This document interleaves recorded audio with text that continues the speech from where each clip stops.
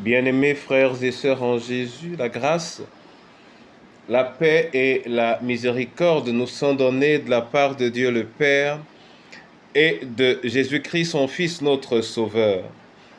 Amen. Pour notre méditation de ce jour, nous allons lire dans le psaume 100. Le psaume 100, le verset 4. Avant la lecture, nous chantons à la gloire de notre Dieu, à Dieu soit la gloire.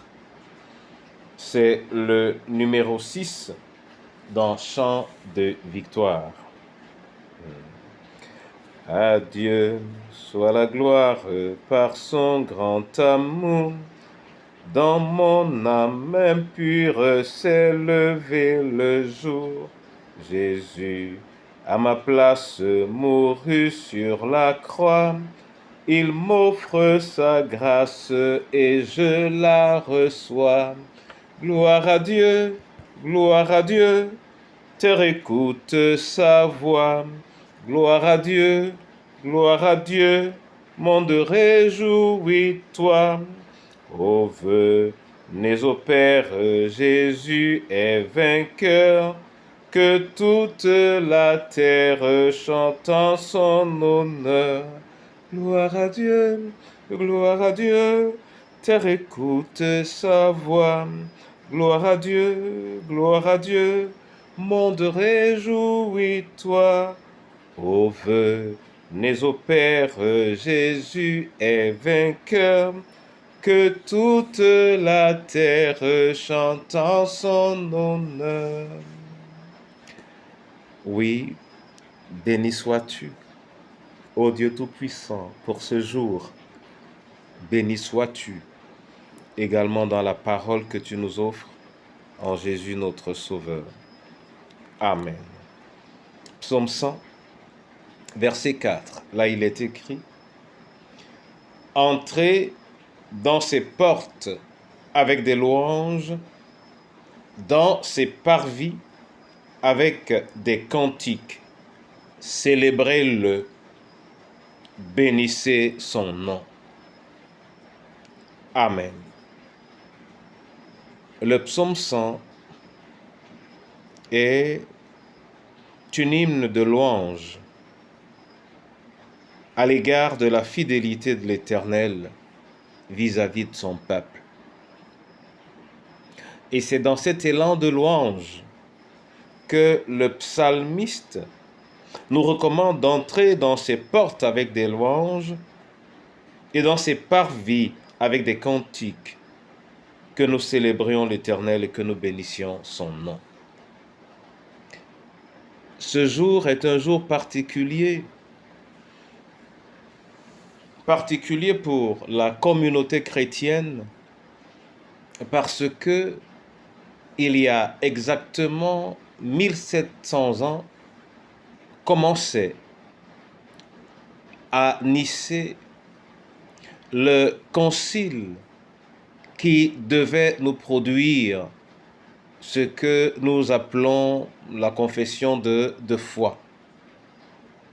C'était effectivement un 20 mai en 325. Bien-aimé, ça coïncide, il va de soi également pour notre pays avec un jour souvenir. Oui, le souvenir de notre État unitaire qui dorénavant marque la particularité de notre pays. Pour célébrer ce jour et nous réjouir, nous n'avons pas mieux qu'à regarder vers l'Éternel et de le louer.